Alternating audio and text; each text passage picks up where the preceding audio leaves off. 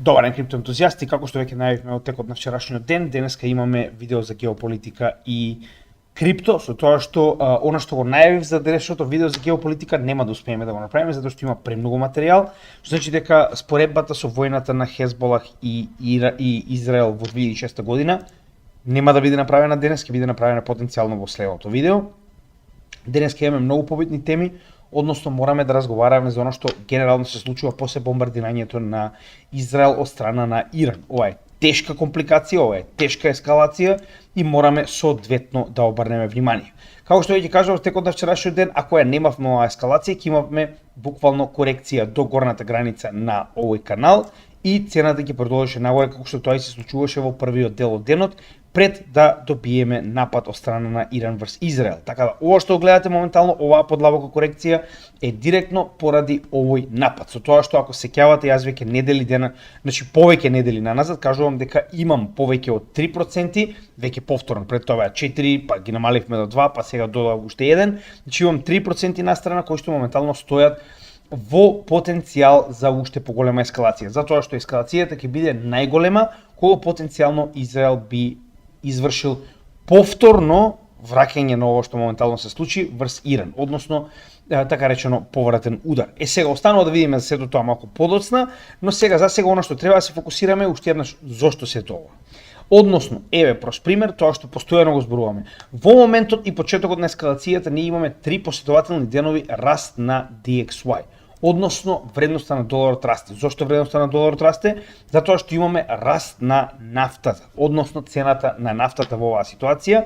И колку повеќе цената на нафтата расте, затоа што потенцијално се очекува ескалација која што ќе го запре протокот на нафта и производство, она што ќе го спомнеме малку подлабоко во видеово, толку повеќе расте цената затоа што поголем дел од државите се обидуваат да прикупат колку што може повеќе нафта во подготовка за потенцијално поголем конфликт во овој регион. Затоа е толку клучен. И многу пати го зборувам ова, ќе го повторам уште еднаш. Имаше некој ми пишал коментар ти дали за крипто работиш или за геополитика. Ало дечко, по не знам кој пат, значи не е дали ти сакаш да работиш за крипто или за геополитика, тука едноставно кога си во економските води, не можеш да следиш само една ствар, односно по 5000 пат го кажувам ова. Значи не може да следиш само крипто, не може да следиш само економија, не може да следиш само геополитика. Сето тоа е поврзано, станува збор за еден огромен механизам кој што функционира во една или друга насока во однос со тоа како функционираат овие помали, да речем, делови од машината кои што моментално ги гледаме.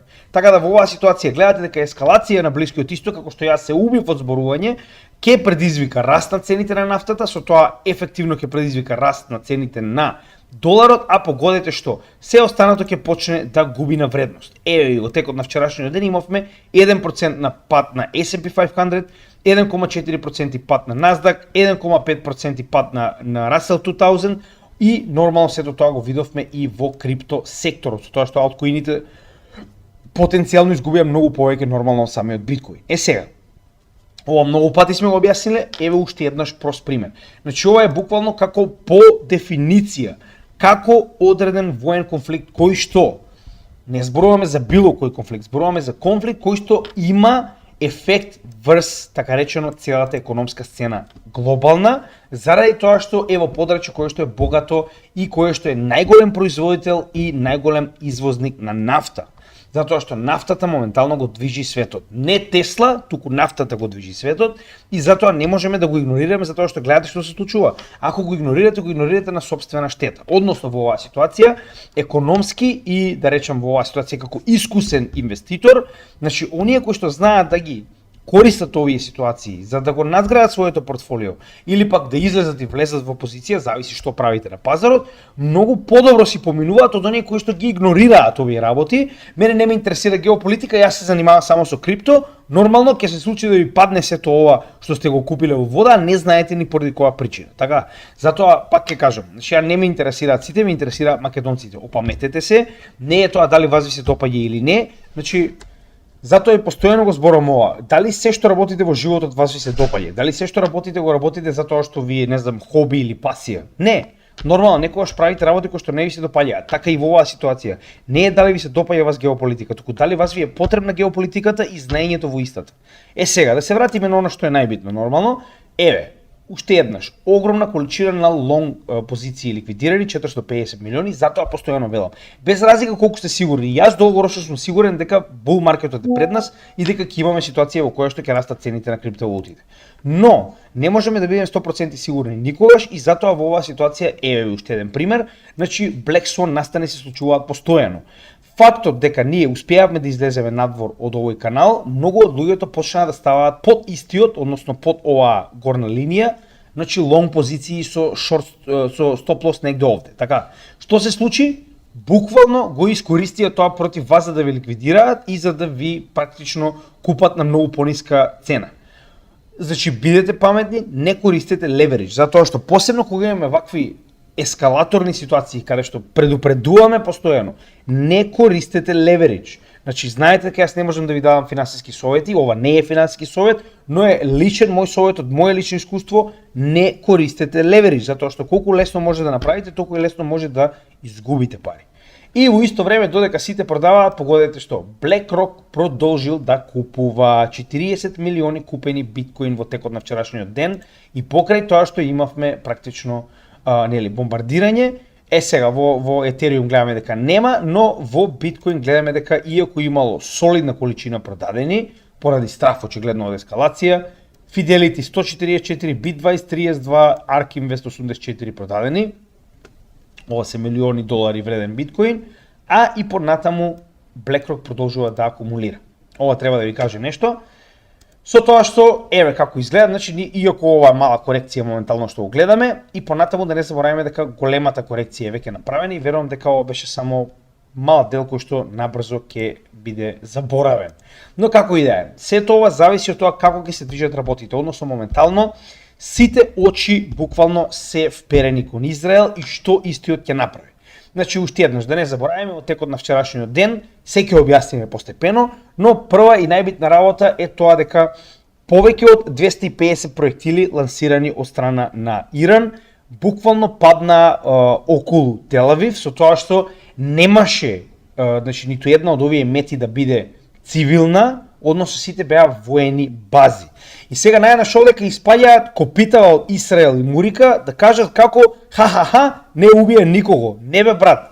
Значи ова не се терористи како вас. Нивната цел никогаш не била да убијат некого. Гледаме кај мене на коментари некои морони на англиски оставаат ни еден човек убиен. Значи очигледно луѓето немале намера да убијат. Сега ќе ви покажам и зошто. Ако имале намера сигурно ќе убиеле. Затоа што ќе ви покажам дека успешноста на Iron Dome моментално е ставена под многу голем знак прашалник. Но еве да слушнеме прво што ќе ни каже Пинокио, па да видиме понатаму. הערב איראן שוב תקפה את ישראל במאות טילים. המתקפה הזאת נכשלה. היא סוכלה בזכות מערך ההגנה האווירי של ישראל, שהוא המתקדם ביותר בעולם, ואני מברך את צה"ל על ההישג המרשים. היא גם Вика, Иран е нападна со стотици проектили и вика, благодарејќи на нашиот напреден систем за воздушна одбрана и IDF, тоа е Israeli Defense Force или армијата на Израел, вика, овој напад, вика, не беше успешен. Значи, памтете го сега, ова е клучниот дел. Овој напад не беше успешен. סוכלה בזכות הערנות והאחריות שגיליתם אתם, אזרחי ישראל. ואני מודה גם לארצות הברית. התמיכתה במאמץ... Нормално, нигде без Мурика. Мурика е исто така тука да го дудла да помага, нормално. ההגנה שלנו. איראן עשתה הערב טעות גדולה, והיא תשלם על כך. המשטר באיראן לא מבין את נחישותנו להגן על עצמנו, ואת נחישותנו לגמול לאויבינו. Значи, еве во тој момент. Значи, буквално не чекаа ни 3 секунди да се заканат дека не се секирајте, ќе ви вратиме. Така, тука е проблемот, враќањето. Значи, на вториот дел од така речено ово видео, каде што ќе зборуваме за буквално враќањето од страна на Израел врз Иран, што можеме да очекуваме и кои се потенцијални мети, ќе сватите каде е овдека проблемот. Еве го и гериатрија Џо. Вика неколку збора вика за нападот на Иран врз Израел денес. Значи не заборавајте, гериатрија Џо е секогаш на страната на Израел. At my direction, the United States military actively supported the defense of Israel. And we're... Вика силите, војните сили на Мурика активно го бранеа Израел. Ма немој брат, какво изненадување. Still assessing the impact. But based on what we know now, the attack appears to have been defeated and ineffective. And this Вика, но врз основа на оно што моментално го знаеме, вика, нападот беше целосно неуспешен и одбиен. is testament to Israeli military capability and U.S. military. Вика, ова е, вика, тестамент, вика, на моќта, вика, на израелската армија и на американската армија. Значи, сега, прво и најбитно е тоа, зошто ви кажувам постојано? Значи, едно е што ви кажуваат, а што е реалноста, се разбираме. Значи, не гледајте што ви кажуваат, гледај што навистина се случува. Затоа јас вчера од Телеграм ги собрав сите видеа кои што успеав да ги најдам. Потенцијално некој од овие видеа можеби нема да биде најново, можеби некој успеал да вметна некое постаро видео, можеби буквално вметнале видео од Сирија, но од оние канали кои што јас ги следам досега не се случило да имам погрешни информации и така да верувам дека поголемиот дел од овие видеа каде што успешно бил одбранет Израел се буквално од Израел и се буквално од вчера. Сега, вие погледнете, значи, Iron Dome, сега денеска ќе го објасниме детално, ќе објасниме кои се неговите различни, така речено, има леери, не е само еден систем.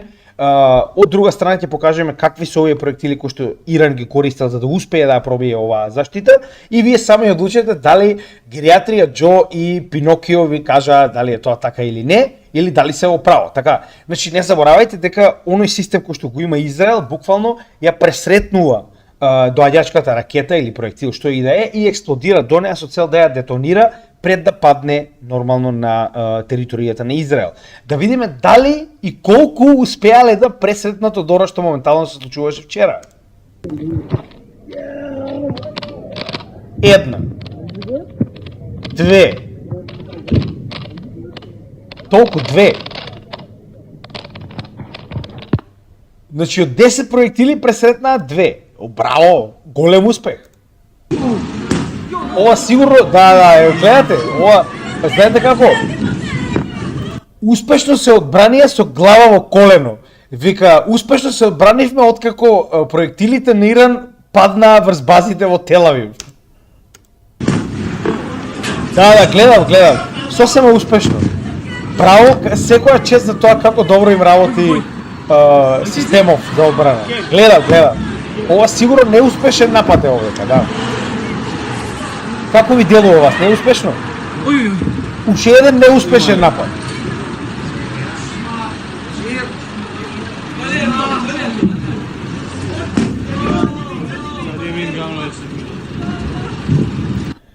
Значи ова го направив затоа што знам дека Исраелците се први кои што ќе го тргнат сето ова веднаш, за да нема докази дека навистина нивниот Iron Dome буквално се покака во текот на вчерашниот ден. Значи немаше никаква врска овој штит. Да погледнеме уште неколку видеа.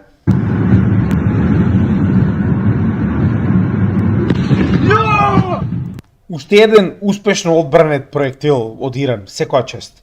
Ова што гледате овдека, според тоа што беше објаснето на видеата од каде што ги најдев, затоа што најчесто стоеше и локација и нели што е погодено, ова што гледате овдека било писта на еден од најголемите воени аеродроми во Израел. Гледате колку успешно го одбрани. Гледате колку успешно го одбрани. Гледај. Браво. Целосно успешно одбранет. Значи браво. И уште успешно го одбранет.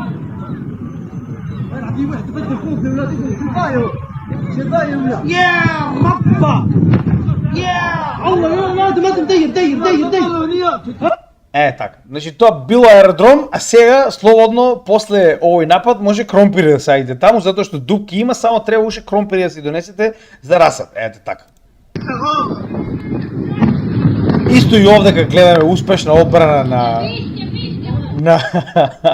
на нивниот Iron Dome. Еве уште една успешна одбрана. Гледате колку успешно го одбраниле овој напад. Вика, не се секидајте, вика, ништо вика не ни направија, не го сетивме.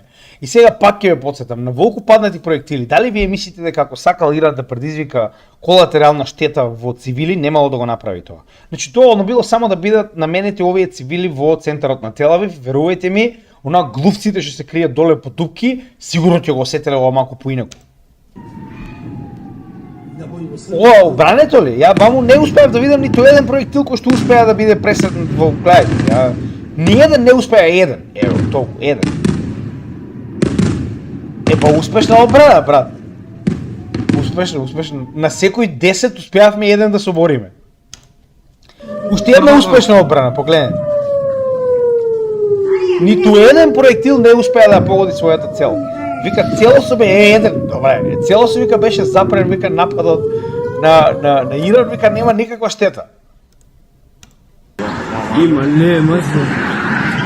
Еве уште еден успешен, гледај, каква одбрана, еден, браво. Значи на секој 10 во просек еден запрен. Ето, да не се секирате. Ете така, успешно одбрана. Еве уште едно исто така. Како успешно го одбрани ова, дали гледа? Вика, нема, не штета нема, вика, ништо ова. Зошто, брат, бегаш? Не се секира Iron Dome имаш, бе, брат, зошто бегаш, братре, не те разбирам, ја. Шо се плаши човеко? Еве уште еден исто така успешно одбранет, еве уште и ово е исто така. Ето така, браво. Не, ова е целосно неуспешно, гледате, значи браво. Сега знаете шо? До сега тоа што го гледавме, како претходниот пат во април, кога се фалеа дека успеале сите да ги соборат, сега гледате која е разликата кога Иран се јавува Обединетите нации и им кажува ќе го нападнеме Израел. И кога не се јавува, има разлика, нели? Значи, каде е нападов успешен, се извинувам, каде е одбрана успешна? Чисто да прашаме, вие сами проследете, затоа што, нели, како што кажав, ако не ги собераме овие видеа, некој друг ќе ги собере и нема да може да видите. Еве сега вие видите сами дали беше успешен нападот или не, така? Значи, еве како прилика изгледа, дали е нападот успешен или не, вчера негде околу 9 часот. Да не знаете кој е овој? Многу е лесно, брат, кога јадеш говна на телевизија. Лошо е кога ќе почнат проектили да паѓаат. После вака темпо едно време на ке бункерот, факеш темпо, така. Вика да повториме уште едно, значи многу битно да повториме. Вчера вика Израел не нападна со стотици проектили. היא סוכלה בזכות מערך ההגנה האווירי של ישראל, и вика овој напад беше одбиен и неуспешен благодарејќи на нашата напредна одбрана на Израел и силите на IDF. Значи, момци, како да ви кажам, не верувајте на тоа што ви го кажува. Гледајте тоа што го прават, значи гледајте што се случува реално. Значи, многу е лесно сега да го кажеш ова, така, кога вчера, затоа што беше толку неуспешен нападот, ти вака, брат, темпо едно време, опа, ајде, тука десно, доле и во глувчешката дупка. Што би рекол Цацко, која едно време беше херој на народот. Бранко излези, народот те бара, Нетањаху излези, брат, народот те бара. И во исто време, нормално, два борци за слобода, не терористи, извинете вака, јас палестинците ги нарекувам борци за слобода, како што ВМРО-вците во 1903 не биле терористи, така и палестинците не се терористи, они се борат, се ослободат својата територија. 7 убиени и неколку повредени во значи практично напад на средината на Телавив, буквално во времето додека беа овие проектили лансирани врз Телавив. Секоја чест убиени се, но тоа е тоа сега, што да ви кажам, значи реалноста е таква да едноставно сите од овој регион допринесуваат колку што може повеќе за да се ослободи Палестина. Тоа е реалноста. И еве ви како прилика изгледа, пак негде вчера околу 11-12 часот, вика, кој ќе почне да не функционира Iron Dome, јавете се, вика, на IT. И се јавувате во IT и викаат, а пробавте ли, вика, да го рестартират, вика, on и off, вика, ај пробај, вика, може ќе почне така да работи. Ситуацијата вчера во кабинетот на Нетањаху негде околу 10-11 часот навечер. Добро, на страна од тоа, значи се пошаливме, сега во прилика треба да видиме што се случува реално и каде се тоа води, затоа што едно е тоа што моментално го видовме, друго е тоа каде сега моментално ова води. Зошто беше успешен нападот на Иран? Прво и најбитно мораме да објасниме, затоа што досега ова е системот кој што моментално го користи Израел, значи ова е класичен Iron Dome систем кој што моментално има буквално радар, кој што откако ќе пресредне било која од овие балистички ракети. Тоа е многу битно, значи има две клучни разлики. Ние претходно сме ги објаснили, ќе ги објасним уште еднаш. Значи балистички ракети имаат балистички, да речем, балистичко движење, така, значи онаа парабола, чие што парабола, откако е пресретната нормално до овој радарски систем, буквално соодветно е испален проектил кој што експлодира одма до оваа ракета во воздух и практично ја детонира. И на тој начин истата, и ако падне, ќе падне само како веќе детониран проектил на земјата каде и да падне во Израел. Така, значи дека предизвикува многу помала штета. Сега, каде е овдека проблемот? Значи, прво, не е само еден, тоа исто така мора да го разбереме. Значи, Iron Dome системот е само ова. Се разбираме? И гледаме дека капацитетот на истиот е доста мал, така. Значи дека тоа е средината околу Тел Авив на некој начин каде што постои овој Iron Dome систем, така. Со тоа што они имаат нормално многу поголеми системи и тоа се 3 или 4 различни каде што нормално овдека ги имате и флотата на Мурика која што моментално се наоѓа овдека со цел да ги заштити, така, во Црното море. Дополнително ги имате овие два типа на проектили кои што се испалени буквално од територијата на Израел и флотата на Мурика, нормално имаат и нивна флота, како и имаат нели соодветна воена поддршка и сега ова се различни типови на проектили кои се користат за пресретнување на ваков тип на напади. Сега каде е овдека проблемот? Се е тоа убаво на хартија, се е тоа убаво кога вие гледате американски филмови, но не е убаво како што видовме кога се тоа не функционира, односно е уште еднаш погледнете. Значи има најразлични системи кои што се во воздух, во вода и на земја со цел да го заштитат Израел. Гледате, значи овде имате Iron Dome, David Sling, дури овде има уште еден кој што не е запишан, само да видам дали овде е запишан. Добро, Patriot Defense System, тоа е нормално американскиот, Arrow, тој е тој кој што го користат од небо, кој што овде го нема, но каде е овде проблемот? Вчера за прв пат во историјата Иран користеше хиперсонични проектили со цел да ја пробие во одбрана и не да ја проби сине, ете ги видеата, па вие сами одлучете дали тоа што го зборуваат американците и израелците е точно. Така. Значи, досега они користеа стандардни проектили кои што очигледно во нивното параболично движење се пресретнуваат. Така. Но оваа најголема линија која што ја гледате на Шахаб 3 и тоа е новиот проектил кој што беше буквално пред само неколку месеци најавен, а тоа е Фата 2. Тоа се двата проектили кои што се хиперсонични. И сега овдека е 180, негде е 250, како и да е. Не е битно колку биле, битно е што направиле. Односно, еве што направиле. Разликата е во тоа што кога имате балистичко движење на проектил, истиот има правилна парабола до онаа цел која што треба да ја погоди. Така, каде што вас ви е многу лесно да го пресретнете затоа што има правилна парабола. Со соодветно сметање математичко, вие ако испалите проектил, потенцијално многу лесно, сега пак не е лесно, но е возможно да го пресретнете. Ајде пробајте да го пресретнете хиперсоничниот, сега во оваа ситуација не сум сигурен дали е cruise missile или пак е glide vehicle, значи ова се два различни кои што имаат ист начин на движење. Односно, glide vehicle, разликата е во тоа што прво добива одредена висина, а потоа почнува да се движува неправилно кон својата мета, се разбираме. Значи дека вие џабе сте испалиле да го пресретне кога нема правилна траекторија како што тоа го има балистичкиот проектил. Туку има неправилна траекторија, истиот се движи во најразлични, да речам, интервали во една и во друга насока со цел да не можете да го пресретнете. И во оваа ситуација исто така го имаме и хиперсоничниот круз, да речам, проектил, крузирачки или како се нарекува, не знам, кој што нема потреба дури ни да има висина, односно едноставно се наоѓа на многу блиска, да речам, блиско растојание од земјата и се движи, како што веќе кажеме, во неправилни интервали со цел да не можете да го пресретнете. Овие два типа на проектили очигледно е бесполезен целиот овој систем кој што гледате овдека. Сето ова што гледате овдека е бесполезно очигледно. И затоа Иран најави, ако продолжите ќе го добиете истото во многу поголема мера. Зошто го велам тоа? Сега да не влего премногу во детали. Идејата која е? Дури и да вие го искористите овој систем и да е полезен. Се разбираме, еве полезен успеал да ги на некој начин пробие и да ги одбрани сите овие проектили.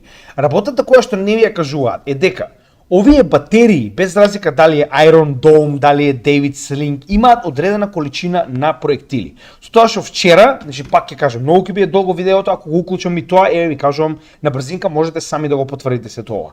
Вчера воен стручњак од западната страна објаснуваше дека откако ќе биде испален и последниот проектил од оваа батерија, значи тоа сте речем, не знам, некои 20-30 проектили на Iron Dome, така, значи потребни се 20 до 30 минути за да бидат променети, да се стават нови, што значи дека потенцијално, ако бидат пратени доволно проектили, ќе дојде во момент каде што вие не можете да ги замените овие проектили доволно брзо, за да бидат пресретнати сите овие проектили кои што доаѓаат во Израел. Од друга страна, не заборавајте дека вчера имаше напад само од Иран.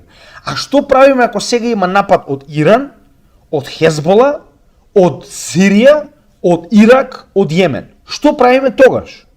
Значи, тоа е оно што вас не ви го кажуваат. Ако они навистина сакаат да направат до сега масивна штета, верувајте ми, тоа ќе го направеа. Ако они сакаат до сега да направат огромна цивилна штета, верувајте ми, тоа ќе го направеа. Ова што го гледате моментално е буквално доволно за да се на некој начин засити народот во Иран, затоа што постојано гледаат како Израел прави што сака, а Иран не враќа на провокации, така да на некој начин оние смируваат и својата публика пред која што практично нормално ја представуваат својата земја, со цел да не си направат дома проблеми, се разбираме?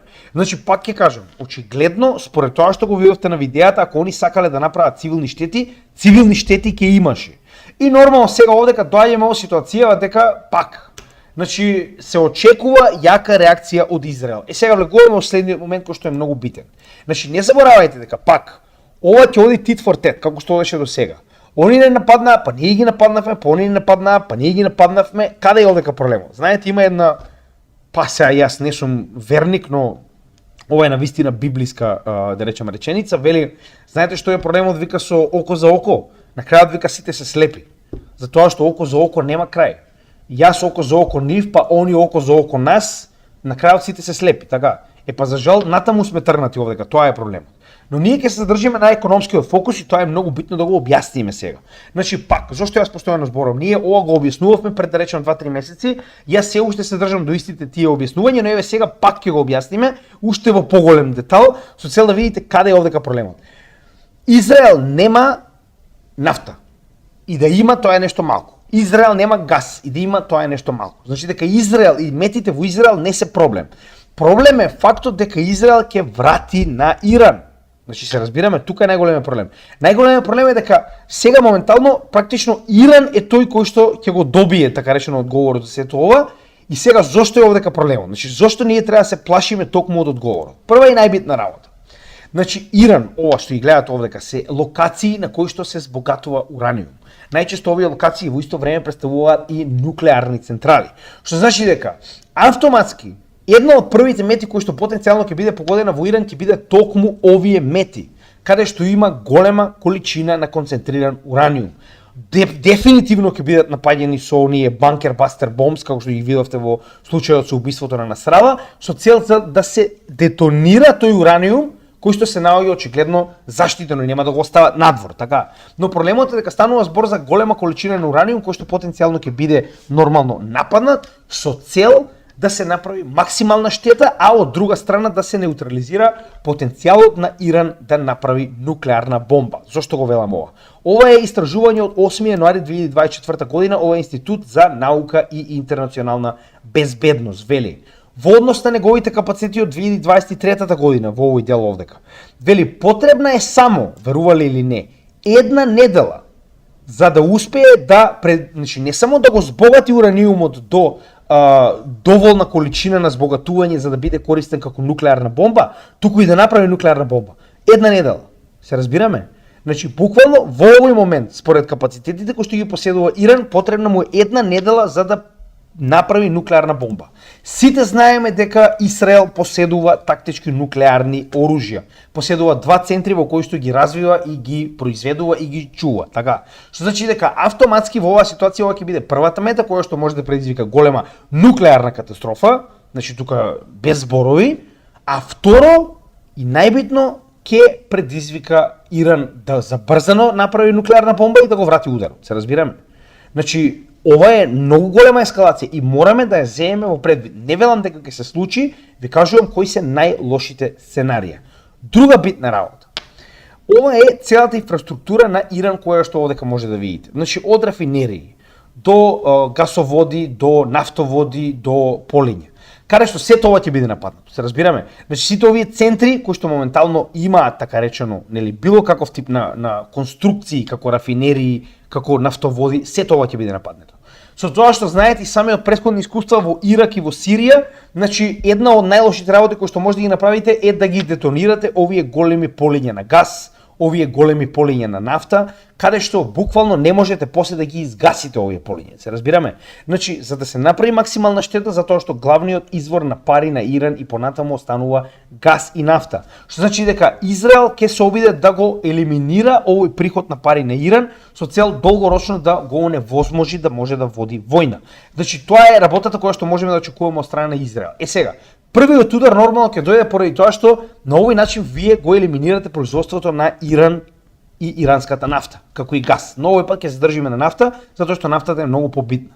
Значи, Иран моментално е четвртиот во свет според резервите кои што ги има во нафта, а седми според производство. Со тоа што, може да погледнете, значи 9% од вкупната количина на нафта се наоѓа на територијата на Иран.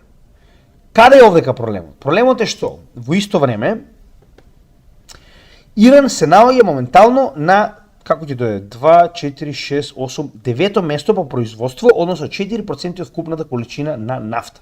Ова е според производството во 2023 година.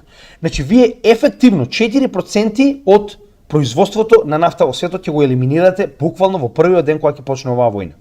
Уште еднаш ќе повторам тоа што кажа вчера. Иран не може да си дозволи нафта во нафтоводи. Иран не може да си дозволи нафта во рафинерии.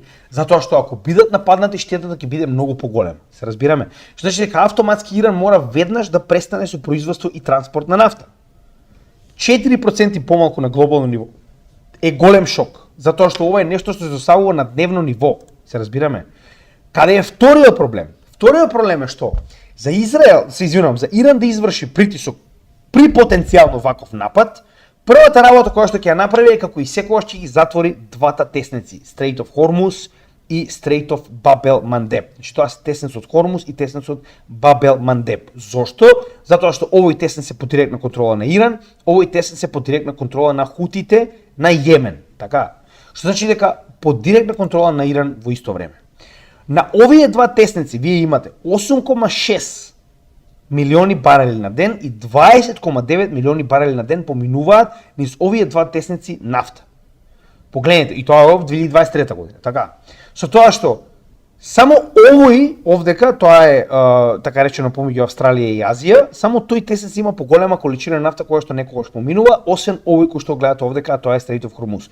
Другите не се ни половина од количината на нафта која што поминува преку овој тесниц. Зошто? Затоа што во исто време истиот не е само на Иран, туку низ истиот поминуваат Обединетите арапски емирати, Катар, Бахрейн, Кувајт, Саудиска Арабија, Ирак, сите овие држави го користат истиот овој тесниц, истиот овој дел за транспорт на нафта надвор од своите производствени капацитети. Автоматски вие имате огромен проблем. Зошто? Затоа што вие на тој начин ќе го предизвикате Иран да блокира 20 до 30% во однос тоа, нели, како е производството во моментот. Значи толку е големината на Strait of Hormuz кога станува збор за капацитет од вкупната количина на производство кој што поминува низ истиот. Значи до 30% вкупното производство на нафта ќе биде запрет. Значи автоматски во еден ден останува 30% помалку нафта во светот, така. И Баб ел-Мандеб 12%. Што значи дека ако двата ги затвори Иран ќе го предизвика најголемиот шок кој што некогаш сме го виделе во историјата на светот. Автоматски, тоа што моментално го зборувавме на почетокот. Кога вие имате 42% заедно, тоа се 42% од скупната нафта во светот, која што денеска не може да помине и да стигне до својата дестинација, вие имате 42% од овие земји кои што нема да можат да работат. Ниту фабриките, ниту возилата, ниту транспорт, ниту транспорт од повисок степен како, не знам, авиони, танкери и така натаму. Автоматски вие имате буквално целиот свет ќе биде закочен, се разбираме? Значи тоа ќе биде нешто што не можеме да предвидиме како потенцијално би завршило. Но ова е максималната ескалација која што можеме да добиеме. Не велам дека ќе стигнеме до таму, но мораме да бидеме спремни за тоа што доаѓа. Така да, она што ви кажувам постојано дека одговорот на Израел кон Иран е главниот проблем.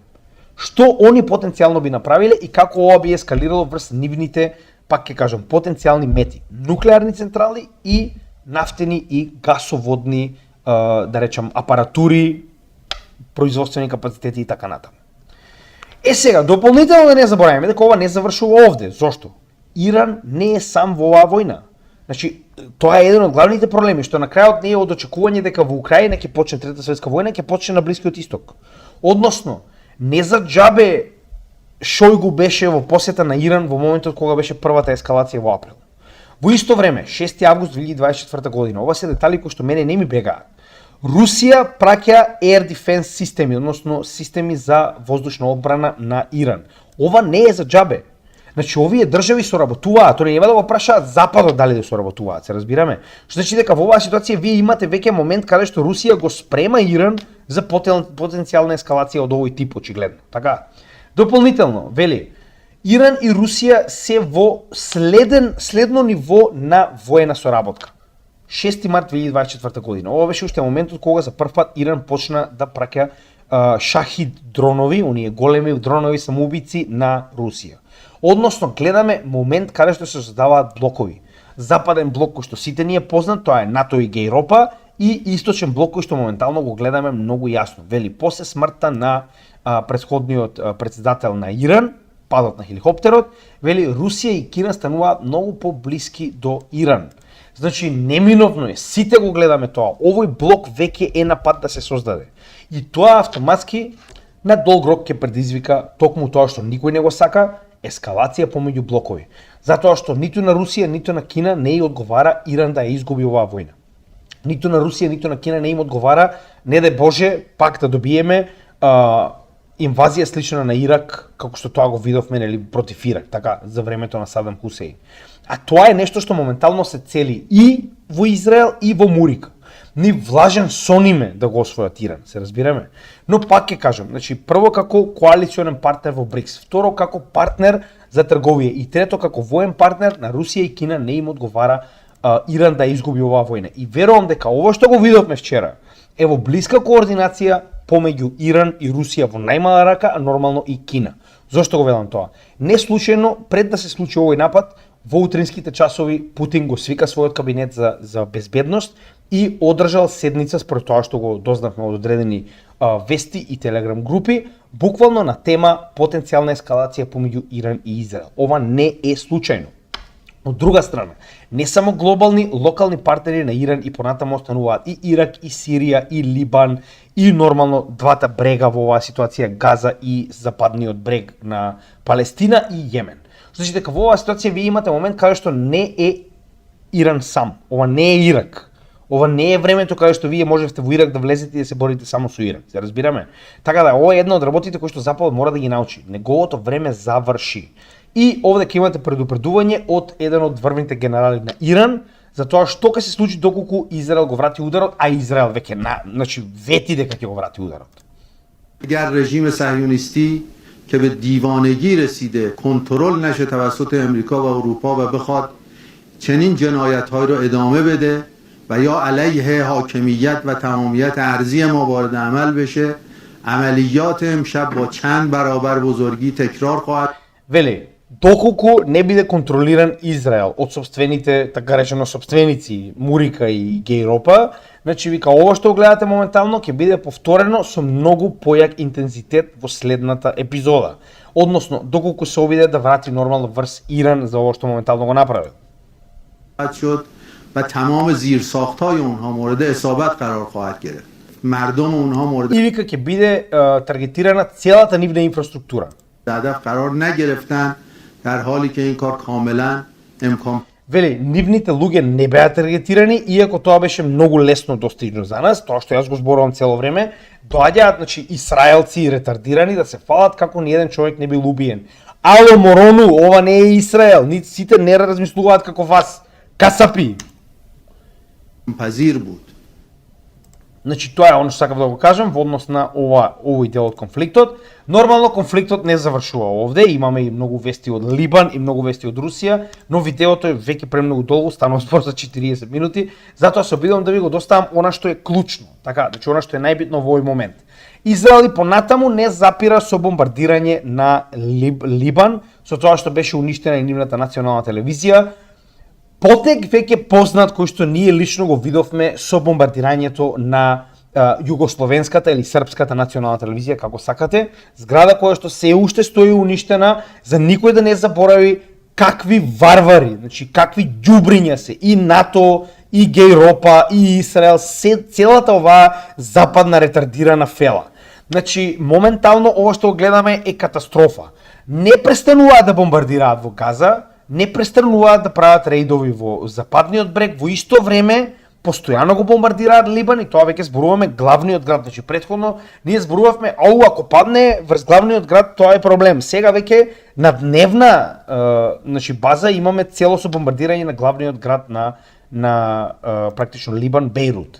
Сега, во исто време, каде е овдека проблемот? Сега овдека доаѓаме до позитивниот дел од ова видео. Денес зошто? Затоа што Израел нормално пред еден ден веќе најавивме лансираше копнена офанзива во Либан. Тоа е и главната причина поради која што Иран го направи ова. Значи Иран вети дека нема да остави ова да му се случува на Либан без да го поддржи. Очигледно веќе најавивме, препоставувам дека се пратени голема количина на борци од нивната револуционерна гарда, како и очигледно оружје кое што не можат да го запрат колку и да сакаат. Значи не заборавајте, Либан не е Газа, Либан има пристап до Сирија и многу лесно може да добие оружје преку овие земји кои што се во коалиција со Иран.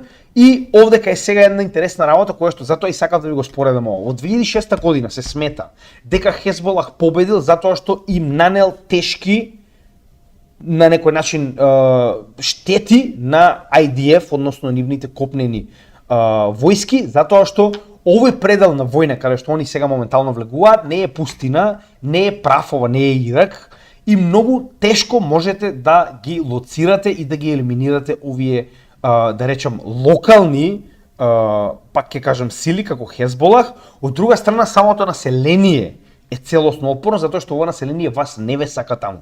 Вие сте окупатор и тоа ова е веќе трет, потенцијално четврт пат како влегуваат натре, трет ако станува збор за официјални војни.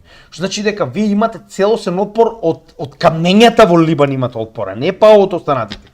Многу битна работа е тоа што овие борци кои што моментално они ги среќаваат, веќе имаше прв, сега ќе ви покажам, се уште не сакаат ни да кажат што се случило, затоа што имаше, верували или не, тоа е демократскиот Израел.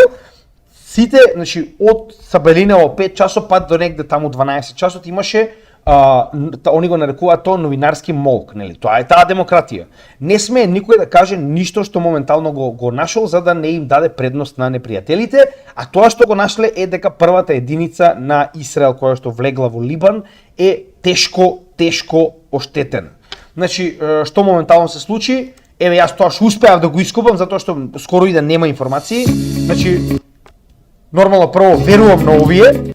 Прво затоа што се базирани во Блискиот Исток и ги боли за Газа, ги боли за сите овие цивили кои што умираат таму, а второ, доколку не зборува вистина, Израел немаше да ги избрка. Се разбираме? Значи на Ал Џезира е забрането да емитува од територијата на Израел. Значи дека на вистина зборуваат вистината.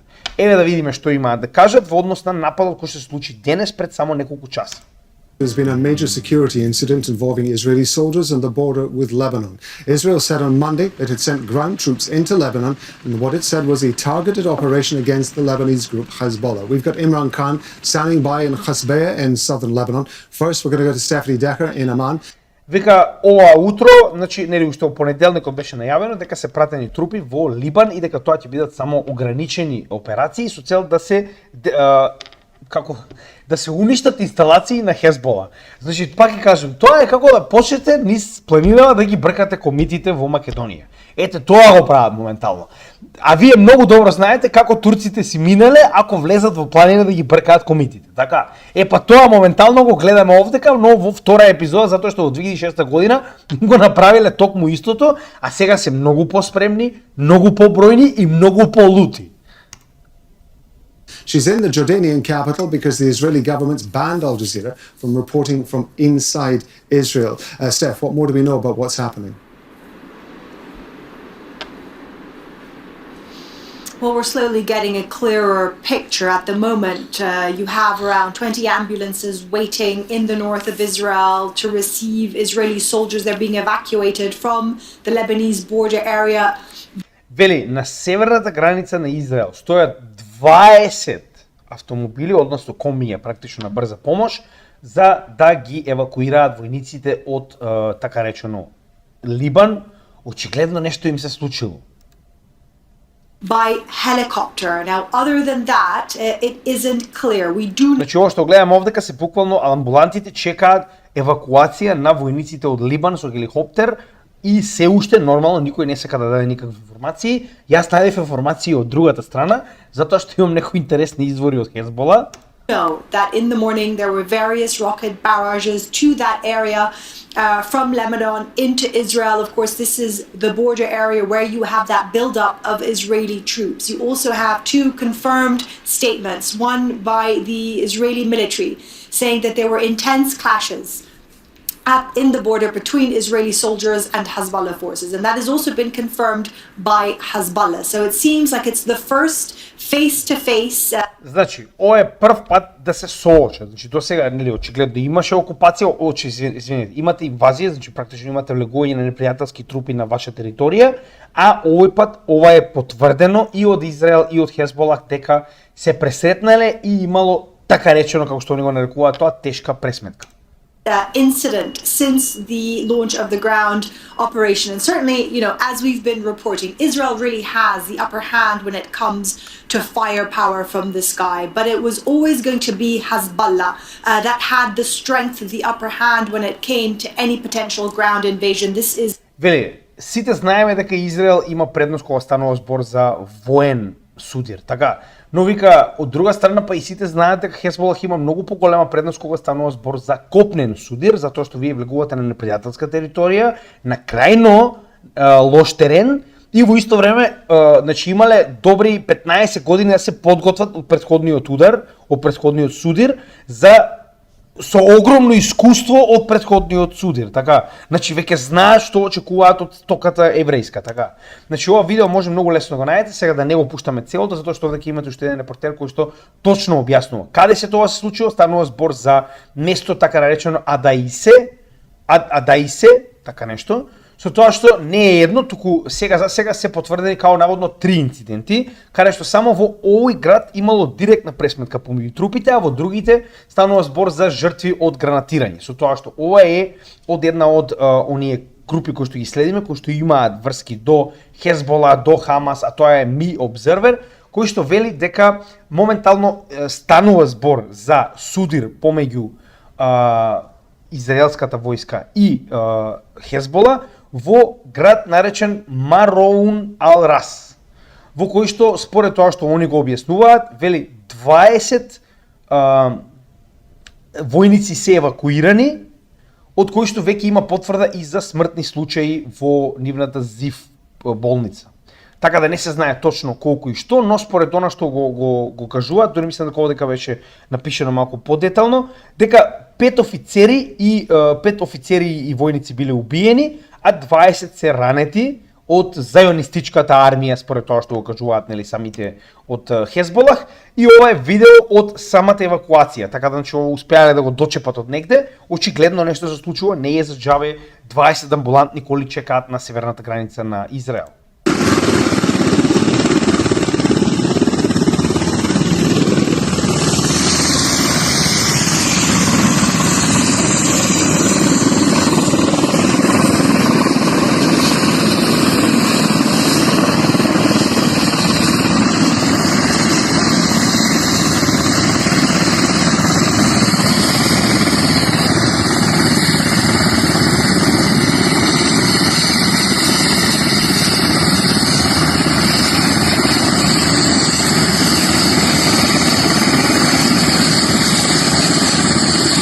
Колку што јас успеа да видам овде дека станува збор за 5 лица кои што се очигледно на носилка. И сега како и што, тоа не е битно, битно е дека уште еднаш ќе напоменеме моментално Израел има многу голем проблем доколку одлучи да влезе во Либан и очекува дека сето ова ќе биде лесно за нив. Значи затоа и овде кај напишано копнената инвазија на Израел во Либан започна, денес заседа врз војската на Израел. Односно ова ќе се случува многу почесто во иднина. Значи, во однос на оно што го знам од 2006 година војната, ова ќе биде многу крваво за Израел, може да биде и главната причина поради која што Израел ќе се одлучи да престане со оваа војна, да се надеваме, како и да е. ќе го следиме овој понатаму, но повторно не навлегувам толку многу во овој конфликт. Нас не е битен овој конфликт затоа што истиот ќе го доведе Иран во оваа равенка. Тоа ни е битно нас. Она што го зборувавме за потенцијалната ескалација врз Иран и како сето тоа ќе биде нормално пренесено на самиот пазар, се разбираме. И во исто време сакам да ви покажам дека според она што јас го гледам на украинскиот фронт, а нормално сето ова, знаете и сами како и секогаш доаѓа директно од западните информации. Значи ова се западни медиуми, поголемиот дел се на Ал Џазира, ова се западни информации. Што значи дека ако они лажат, тогаш како да ви објаснам каква е ситуацијата реално, така. Значи затоа постојано користам западни медиуми за да не може никој да каже дека ова што јас го зборувам е пропаганда, така. Односно ова што моментално го гледаме на така речено русо-украинскиот фронт е ситуација во која што навистина треба да бидат загрижени во оваа ситуација украинците нормално. Значи моментално имаме пад на Вулебер. Со тоа што сите западни медиуми го јавуваат, иако оваа мапа е проукраински и се уште не го регистрирала тоа, генерално она што се случува е очигледно потврдено од самите западни медиуми, така. Што значи дека ова не е мало, сега ќе ви кажам зошто. Значи ако се сеќавате, ние го споредувавме во временски интервали и ќе ви покажам дека моментално тоа што го гледаме овдека е доста страшно. Погледнете. Значи прво ќе го најдеме делот каде што е Вуледар, само да видам дали беше точно овде или во горниот предел, само момент да го најдеме, точно за да можам да ви покажам колку само напредува во оваа ситуација руската војска и колку ова е страшно. Значи, очигледно, целиот Вуледар е моментално во рацете на Русија. Со тоа што, сега нормално ќе одзумирам само за да ви покажам да видите колку голем напредок моментално има руската војска во целата оваа ситуација, за да сватите колку е ова лошо. Со тоа што ние во овој временски интервал, нормално прво ќе го смениме ова еден месец наназад, така, да видиме што се случувало и да видите колку моментално Украина ја губи оваа војна. Погледнете. Значи, еве како изгледа фронтот. Еве, ќе зумирам малку да видите малку по-детално. Еве како изгледа, значи Вуледар се уште не е во рацете на Русија нормално и погледнете како изгледа еден месец подоцна на 1 октомври, со тоа што ќе го направиме ова, знаете сами, на неколку различни интервали, со цел да видите како се тоа напредува. Погледнете. Значи, целосно опколен и веќе превземен од страна на Русија. Погледнете. И тоа вчера, значи за еден ден, еве, целосно паднат во рацете на Русија. Сега ако погледнеме малку понагоре, погледнете сега во овој дел до Маринка, запамтете ја како е линијава, да видиме што се случувало во 1 септември и за еден месец, погледнете, значи буквално биле над Маринка, така, и Красногоривка исто така не била во нивните раце, погледнете каде се преместила во оваа ситуација за само еден месец линијата на фронтот, погледнете. Значи станува збор за, погледнете, огромно поместување напред. Тоа се километри и километри територија. Еве да го погледнеме овој дел со украински, како се сеќавате зборувавме за паѓањето на украински во претходните геополитика вести, погледнете.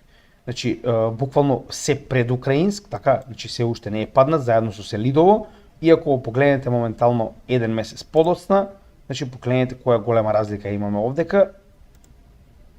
Погледнете, Новоградивка, Селидово е веќе на пат, украински, истата ситуација, го прават оној котел. Значи, ако продолжиме, буквално може да видите тоа сегде. Погледнете го овој дел сега. Значи, на целиот овој дел, на целата територија на Донбас, моментално гледаме енормно напредување на војската. Погледнете. Посебно во овој дел овдека, имаме голем напредок во овој дел на фронтот и понатаму кога ќе видите што се случува околу Њујорк, ќе ви стане јасно, значи погледнете. И сега во овој дел, значи Торецк е исто така огромен град кој што досега беше буквално хаб за така речено целата војска која што се наоѓаше во Донбас, а сега моментално ако погледнеме е буквално опколен од сите страни. Погледнете. Значи гледате каде се наоѓала војската, така, а гледате каде се наоѓа еден месец подоцна. Така да џабе е тоа што ви кажуваа постојано, гледате што навистина се случува кога ќе го споредиме тоа според нивните практично мапи, така. Ако продолжиме нагоре, можеме да го видиме истиот резултат, значи буквално низ целиот овој регион го гледаме истиот тој резултат.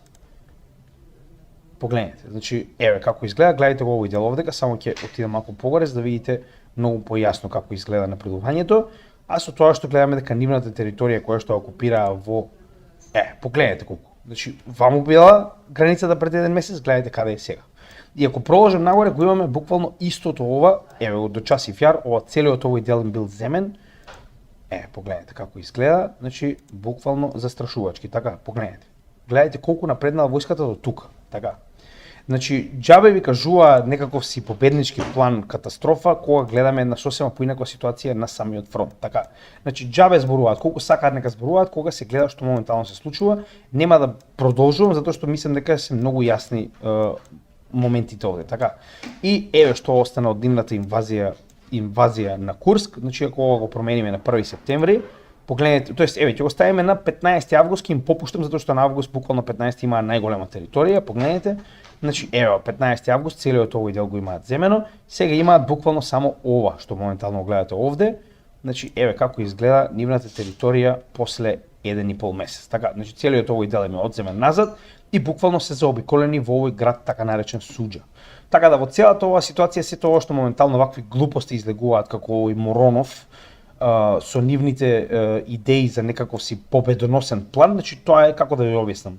Жално е, значи стварно е жално, морам да признаам, со тоа што значи му беше јасно кажано на Зеленски кога беше викнат кај директорот, значи еве погледнете што има да каже и мислам после ова е многу јасно каде се тоа се движи понатаму. We're going to have a good meeting today, and I think the fact that we're even together today is a very good sign, and hopefully we'll have a good victory, because if the other side wins, I don't think you're going to have victories with anything, to be honest with you. So we're going to sit down, just discuss it, and if we have a win, I think long before January 20th, before I would take the presidency, it's January 20th. But long before that, I think that we can work out something that's good for both sides.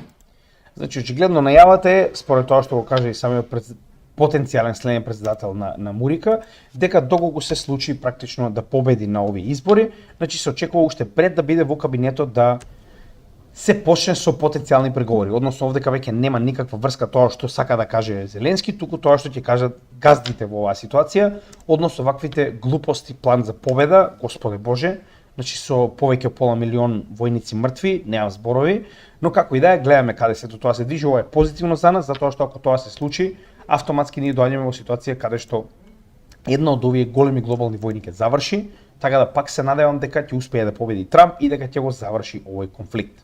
И за крај како и секогаш, значи мораме да напоменеме, прво голема благодарност до сите членови на нашата Patreon заедница, значи се повеќе и повеќе се зголемува, имаме околу 45 членови на оваа заедница, односно ова е заедницата која што ни помага финансиски да го одржиме нашиот канал, а за тоа добива одредени привилегии, како што веќе досега го исполнуваме тоа, односно го добиваат материјалот за она што го работиме. Први, значи веќе го спремаме студиото, кога истото ќе биде направено, овие видеа ќе бидат снимани во текот на ноќта и ќе бидат прво доставувани до Patreon заедницата, а потоа нормално во следниот ден и до целата македонска заедница, значи тоа неминовно, македонците постојано ќе го имаат целиот материјал, но нормално мораме да дадеме предност на оние кои што ни помагаат да го направиме ова и да продолжиме да снимаме едукациони материјали за македонците ширум светот. Дополнително, значи оваа Patreon група може да најдете во дескрипцијата на секој од видеата, тоа е ова.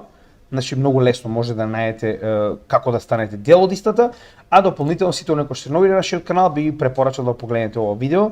Тоа е на самиот почеток на врвот на каналот, кој што ќе ви објасни што се имаме, затоа што има повеќе од 1200 видеа и не е лесно да се снајдете, потребно вие да погледнете така речено инструкционо видео за тоа што имаме на каналот и што каде се наоѓа.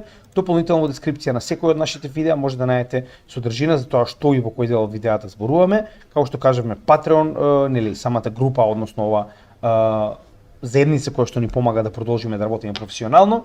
Потоа Купи ми кафе и овие блокчейн адреси се буквално нашата добротворна работа, односно сето она што досега е пратено на блокчейн адресите и на ова Buy Me a Coffee, односно Купи ми кафе апликација, се буквално наменети за добротворни цели и ќе продолжат да бидат наменети за добротворни цели, нешто за тоа сега веќе сме го направиле 2 пати, и нашите социјални мрежи каде што објавуваме постојано нови информации, посебно кога имаме ваков тип на свежи информации кои што се битни и кои што треба да ги доставиме до вас брзо, а не можеме да направиме видеа, така да направете фолоу на овие наши социјални мрежи со цел да имате целосна информираност, како и нашите 3 резервни канали, вклучувајќи го Рутуб, на кој што во утринските часови повторно ја аплодираме целата наша програма за едукација, тоа е напредниот курс за техничка и фундаментална анализа, така да заследете ги овие и доколку сте нов на овој канал, следете го овој потенцијално за да ја следите и оваа програма во утринските часови на нашиот канал. Ви благодарам, се гледаме во следното видео и поздрав од Крипто Гемиџи.